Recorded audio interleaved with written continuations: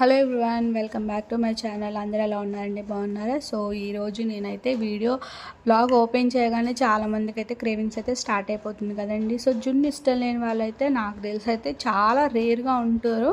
So ఇదైతే ఇంతకుముందు మన ఛానల్లో అయితే జున్ను పౌడర్తో అయితే నేను జున్ను చేసి చూపించానండి. సో ఈసారి అయితే కనుక పాలతోటి అయితే జున్నుని నేను ఇంట్లో ఏ విధంగా చేస్తున్నానో చూపిస్తున్నానండి.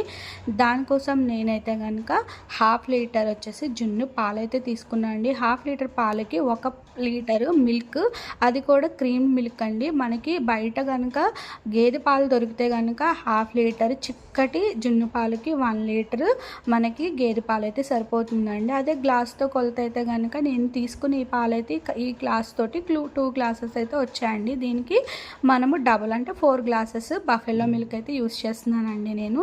సో దీనికి మనకి బెల్లం కూడా మనము 1/2 లీటర్ తీసుకున్నాం కాబట్టి పావు కేజీ బెల్లం అయితే సరిపోతుందండి. అదే గ్లాస్తో కొలితే కనుక తురిమిన బెల్లము నేను తీసుకున్న ఈ గ్లాస్ తోటి 1 గ్లాస్ బెల్లాన్ని అయితే తీసుకోవాలండి. దీన్ని బాగా తురుముకున్న తర్వాత పాలల్లో వేసి ఒక 2 నిమిషాలు అలా వదిలేసిన తర్వాత ఇలా స్పూన్తో మనము కలుపుకుంటే కనుక బెల్లం అనేది పాలల్లో కరిగిపోతుందండి. ఈ టైంలో మనము జస్ట్ బెల్లం సరిపోయిందా లేదా అని కూడా చెక్ చేసుకోవచ్చండి, కొద్దిగా టేస్ట్ చేసి. సో మీకు సరిపోకపోతే కనుక ఇంకొక పావు కప్పు బెల్లాన్ని కూడా వేసుకోండి. సో దీంట్లోనే ఒక టేబుల్ స్పూన్ వచ్చి మిరియాల పొడి, 1/2 టేబుల్ స్పూన్ వచ్చేసి ఇలాచీ పౌడర్ కూడా వేసుకుని ఒకసారి బాగా కలుపుకుని పక్కన పెట్టుకున్నా అండి. ఇప్పుడు దీన్ని మనము కుక్ చేసుకోవడానికి కోసం ఒక వెడల్పాటి గిన్నెని అయితే తీసుకుని దీంట్లో 2 గ్లాసుల వరకు వాటర్ పోసుకుని దీంట్లో మనం సెట్ చేసి పెట్టుకున్న పాలను పెట్టుకొని ఆవిరిపోకుండా మన పాల మీద కూడా గిన్నె వేసుకోవాలండి. అలాగే దీని మీద కూడా గిన్నె వేసుకొని ఏదైనా బరువైనది